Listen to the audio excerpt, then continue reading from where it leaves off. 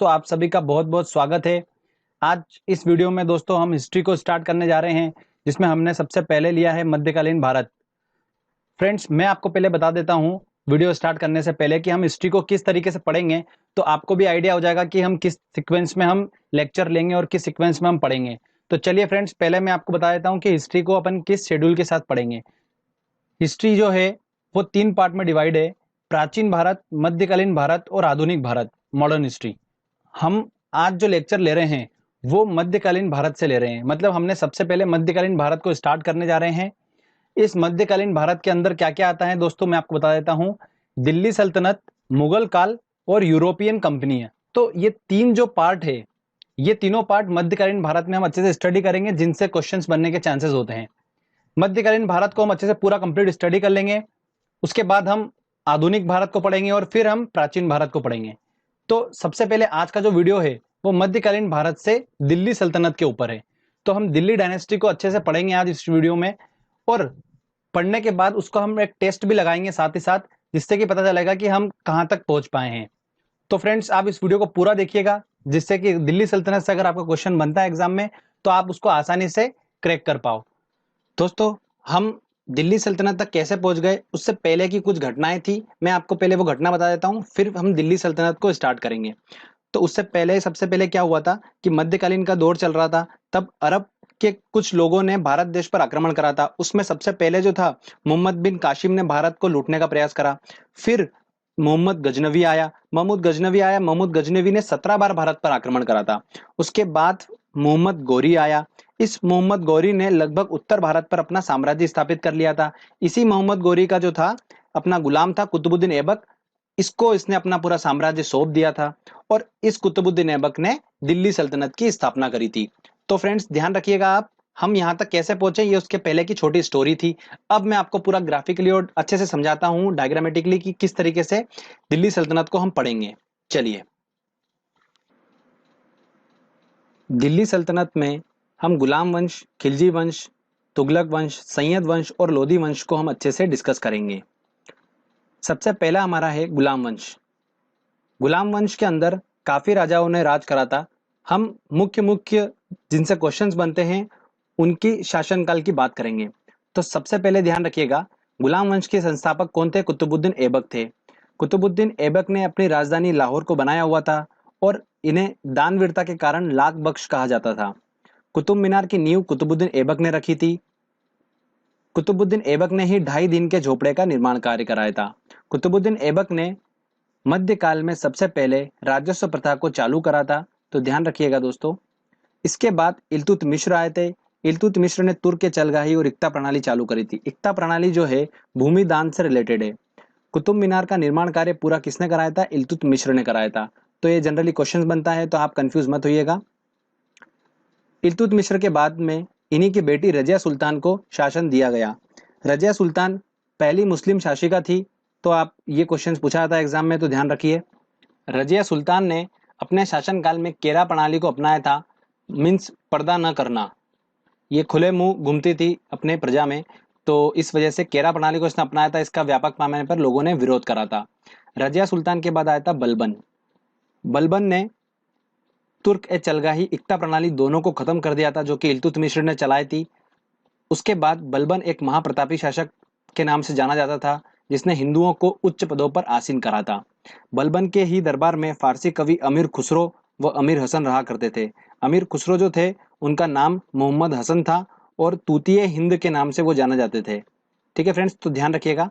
बलबन के बाद अंतिम शासक कौन रहे गुलाम वंश के? शंभुद्दीन कैमर्स रहे। तो ये हमारे गुलाम वंश था, जो कि इंपॉर्टेंट था। आपने डायग्रामेटिकली इसको पूरा समझ लिया है, आपको लगता नहीं है मुझे कि कोई कंफ्यूजन होगा। अब हम बढ़ते हैं खिलजी वंश की ओर। खिलजी वंश की स्थापना किसने करी थी दोस्तों? जलालुद्दीन फिरोज खिलजी ने खिलजी वंश की स्थापना करी थी।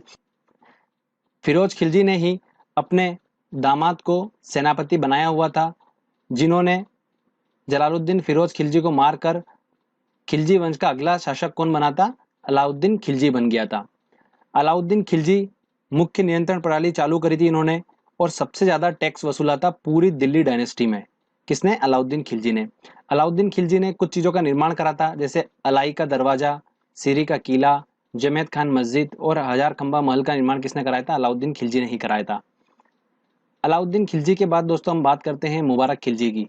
तो मुबारक खिलजी जो थे उन्हें खलीफा के नाम से भी जाना जाता था, और इसके बाद खिलजी वंश का अंतिम शासक कौन हुआ था?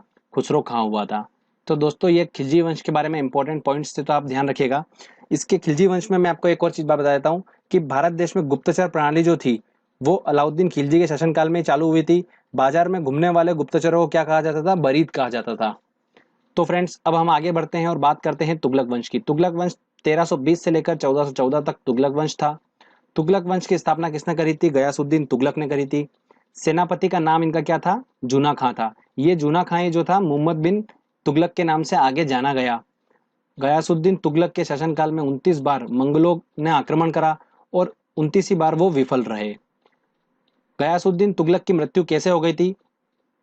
जूना खां ने एक लकड़ी का महल बनाया था। जब वो बंगाल की तरफ आ रहे थे तब वहां पर उनकी लकड़ी के महल में दबकर मृत्यु हो गई थी, और बाद में जूना खां जो कि मोहम्मद बिन तुगलक के नाम से जाना जाता है वो अगला शासक बन गया।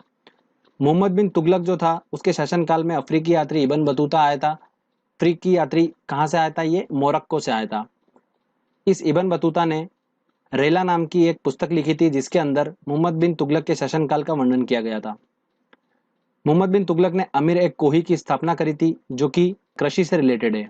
मोहम्मद बिन तुगलक ने चमड़े के सिक्के चलवाए थे, जिसे इसलिए हिस्ट्री में पागल राजा की उपाधि भी इसे दी गई थी। मोहम्मद बिन तुगलक के बाद फिरोज तुगलक आए। फिरोज तुगलक ने ओनली सिंचाई कर वसूला था। सारे कर को, टैक्सेस को बंद कर दिया था, ओनली सिंचाई कर वसूला था। दीवाने खेरात और दीवाने बगदाद की स्थापना किसने करी थी? फिरोज तुगलक ने करी थी। फिरोज तुगलक के बाद अंतिम शासक तुगलक वंश का कौन था? महमूद तुगलक था। इसके बाद हम सैयद वंश की बात करते हैं। सैयद वंश में कोई इतना इंपॉर्टेंट नहीं है, बस ध्यान रखिएगा इस वंश का संस्थापक कौन था? खिज्र खां था। और अंतिम संस्थापक कौन था इसका? अलाउद्दीन आलम शाह था। लोधी वंश की बात करते हैं तो सबसे पहले बहलोल लोधी ने लोधी वंश की स्थापना करी थी, और बहलोल सिक्के इन्होंने चलाए थे। कुछ सिक्के चलाए थे चांदी के जिन्हें बहलोल सिक्के कहा जाता था। उसके बाद आए थे सिकंदर लोधी। सिकंदर लोधी ने 1504 में आगरा शहर की स्थापना करी थी, जो कि ध्यान रखिएगा बहुत ज्यादा इंपॉर्टेंट है। फिर आए थे इब्राहिम लोधी। ये इब्राहिम लोधी लोधी वंश के अंतिम शासक हुए थे। बाबर ने इब्राहिम लोधी के शासनकाल में हमला करा था भारत में, और इन्हें 1526 में पानीपत के प्रथम युद्ध में इब्राहिम लोधी को हरा दिया था और मुगल साम्राज्य की स्थापना कर दी थी। तो फ्रेंड्स यहाँ पर हमारा दिल्ली सल्तनत पूरा खत्म होता है। अब जो नेक्स्ट लेक्चर होगा उसमें हम मुगल साम्राज्य से स्टार्ट करेंगे। एक दो पॉइंट और आपको मैं इंपॉर्टेंट बताता हूँ। मोहम्मद गोरी जब भारत देश में जीता था तो उसने कुछ इंपॉर्टेंट युद्ध लड़े थे। तो उसमें इंपॉर्टेंट था तराइन का प्रथम युद्ध। तराइन का प्रथम युद्ध जो था वो पृथ्वीराज चौहान के साथ लड़ा था उसने, और उसमें हार गया था। तराइन का द्वितीय युद्ध फिर लड़ा उसने मोहम्मद गोरी ने, और किसके साथ लड़ा था? पृथ्वीराज चौहान के साथ ही लड़ा था, और इस बार वो मोहम्मद गोरी जीत गया था। तो ये इंपॉर्टेंट ध्यान रखिएगा। मोहम्मद गोरी के बारे में एक और इंपॉर्टेंट बात बताता हूं मैं। मोहम्मद गोरी ने अपने शासनकाल में कुछ इस तरीके के सिक्के चलाए थे कि उनपे लक्ष्मी का फोटो अंकित था। तो ध्यान रखिएगा दोस्तों। अब हमने दिल्ली सल्तनत को अच्छे से पढ़ लिया। अब हम टेस्ट लगाते हैं और देखते हैं कि हमको कितना अच्छे से याद हुआ है और हम किस तरीके से क्वेश्चन को सोल्व कर पा रहे हैं। तो चलिए फ्रेंड्स टेस्ट की ओर चलते हैं। दोस्तों हमारा पहला क्वेश्चन है, रजिया सुल्तान किसकी बेटी थी? तो हमें पता है कि इल्तुतमिश के बाद रजिया सुल्तान बनी थी, और इल्तुतमिश की वो बेटी थी। तो ध्यान रखिएगा पहली मुस्लिम शासिका भी कौन थी? रजिया सुल्तान थी। तो इसका आंसर होगा ए। तराइन की पहली लड़ाई किसके बीच हुई थी? तो मैंने आपको बताया था मोहम्मद गौरी और पृथ्वीराज चौहान के बीच में हुई थी, और इसमें मोहम्मद गौरी हार गया था और पृथ्वीराज चौहान जीत गया था। तो मोहम्मद गौरी और पृथ्वीराज चौहान, आंसर डी। तो इसका आंसर होगा डी। निम्नलिखित में से किस की पोलो खेलते हुए मृत्यु हो गई थी? अच्छा एक बात ध्यान रखिएगा, जो कुतुबुद्दीन ऐबक था जिसने कुतुब मीनार की नींव रखी थी, वो पोलो का बहुत ज्यादा शौकीन खिलाड़ी था, और पोलो खेलते हुए ही उसकी मृत्यु हो गई थी। तो एक बात ध्यान रखिएगा, लेक्चर में मैंने इंक्लूड नहीं करा है वो पॉइंट, तो यहाँ पर आपको मैं बता रहा हूँ कुतुबुद्दीन ऐबक की पोलो खेलते हुए मृत्यु हो गई थी। तो इसका आंसर होगा ए। चलिए आगे इंपॉर्टेंट क्वेश्चंस लेते हैं हम। आगरा शहर की स्थापना किसके द्वारा की गई थी? तो आगरा की स्थापना मैंने आपको बताया था जब हम लोधी डायनेस्टी पढ़ रहे थे, तब बहलोल लोधी ने चांदी के सिक्के चलाए थे, और उसके बाद सिकंदर लोधी आया था और उसने आगरा की स्थापना करी थी 1504 में। तो लोधी, सिकंदर लोधी, इसका आंसर होगा आंसर डी। लोधी वंश का अंतिम शासक कौन था? फ्रेंड्स आपको पता ही है कि इब्राहिम लोदी उसका अंतिम शासक था जिसको बाबर ने पानीपत के प्रथम युद्ध में हराया था। तो आंसर होगा इसका बी। भारत के दिल्ली पर राज करने वाली पहली मुस्लिम महिला शासिका कौन थी? मुमताज, नूरजहां, रजिया सुल्तान। ऑब्वियस सी बात है दोस्तों, रजिया सुल्तान थी, मैं आपको बता चुका हूं। चलिए आगे इंपॉर्टेंट क्वेश्चंस लेते हैं। यात्री इब्न बतूता कहां से आया था? तो किसके शासनकाल में आया था फ्रेंड्स? ये मोहम्मद बिन तुगलक के शासनकाल में आया था। अफ्रीका से, मोरक्को से आया था, मैं आपको बता चुका हूं। आंसर होगा इसका ए। कुतुब मीनार का कार्य किसने पूरा करा था? देखो काफी कंफ्यूजन है, लोग इसको क्या करके आते हैं, कुतुबुद्दीन ऐबक करके आते हैं, बट नींव कुतुबुद्दीन ऐबक ने रखी थी, बट कंप्लीट काम उसका किसने कराया था? इल्तुतमिश ने कराया था। लाख बख्श किसके नाम से जाना जाता है? तो फ्रेंड्स बाबर, अकबर बिल्कुल भी नहीं, कुतुबुद्दीन ऐबक को ही इसकी दानवीरता के कारण लाख बख्श कहा जाता था। चलिए आगे और इंपॉर्टेंट क्वेश्चंस। इनमें से किसने इक्ता प्रणाली चालू करी थी? फिरोज तुगलक, बलबन, कुतुबुद्दीन ऐबक और इल्तुतमिश ने। फ्रेंड्स मैंने आपको बताया था इल्तुतमिश ने तुर्क ए चलगाही और इक्ता प्रणाली चालू करी थी। तो इक्ता प्रणाली किस चालू करी थी?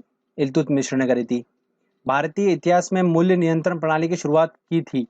ऑब्वियस सी बात है, हमें याद है अलाउद्दीन खिलजी ने सबसे ज्यादा टैक्स वसूला था, और मूल्य नियंत्रण प्रणाली किसने चालू करी थी? अलाउद्दीन खिलजी ने ही चालू करी थी।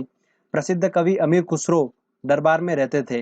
देखिए फ्रेंड्स कितनी बार क्वेश्चन पूछा गया। तो अमीर खुसरो किसके दरबार में रहते थे? ध्यान रखिएगा, मैंने आपको बताया था बलबन के शासनकाल से वो मोहम्मद बिन तुगलक के शासनकाल तक रहे हैं। बलबन से लेकर इल्तुतमिश, तो बलबन बाद में आए थे उनके, कुतुबुद्दीन ऐबक के बाद में आए थे, तो अलाउद्दीन खिलजी इसका आंसर होगा ए। आंसर बिल्कुल सही है। चलिए आगे और इंपॉर्टेंट क्वेश्चंस लेते हैं हम। शासकों में कौन सा क्रम सही है? सिकंदर लोदी, इब्राहिम लोदी, बहलोल लोदी। देखिए लोदी वंश की बात हो रही है, तो सबसे पहले बहलोल लोदी ने उस लोदी वंश की स्थापना करी थी, तो बहलोल लोदी आंसर बी सबसे पहले हमको देख के ही समझ में आ गया। तो बहलोल लोदी था, फिर सिकंदर लोदी था, फिर इब्राहिम लोदी था, तो आंसर इसका बी होगा। किस मुस्लिम शासक के सिक्कों पर देवी लक्ष्मी की आकृति बनी थी? तो फ्रेंड्स मैंने आपको बताया था मोहम्मद गोरी के सिक्कों पर उसने लक्ष्मी की आकृति बनाई थी, तो मोहम्मद गोरी, तो इसका आंसर होगा बी फ्रेंड्स। तो देखिए दोस्तों, आसानी से हमने एक छोटे से टाइम में फटाफट हमने लेक्चर देखा और किस तरीके से हमने क्वेश्चंस को सॉल्व कर लिए। तो फ्रेंड्स ये लेक्चर आपका काफी मदद करेगा एग्जाम से कुछ समय पहले, आप उसको अच्छे से देख लीजिएगा और रिवाइज आपको आराम से हो जाएगा फटाफट। और आने वाले वीडियो में दोस्तों हम मुगल वंश के बारे में बात करेंगे और मुगल के बारे में हम अच्छे से पढ़ेंगे, फिर यूरोपीय कंपनी को हम पढ़ेंगे, तब हमारा मध्यकालीन भारत पूरा कंप्लीट हो जाएगा। फिर मध्यकालीन भारत से अगर क्वेश्चंस बनता है तो हम उसको आसानी से सॉल्व कर लेंगे एग्जाम में। तो फ्रेंड्स अगर आपको वीडियो अच्छा लगा है, मेहनत अच्छी लगी है, तो प्लीज जल्दी से इस वीडियो को लाइक करिए, दोस्तों को शेयर करिए और इस चैनल को जरूर सब्सक्राइब करिए। Thank you.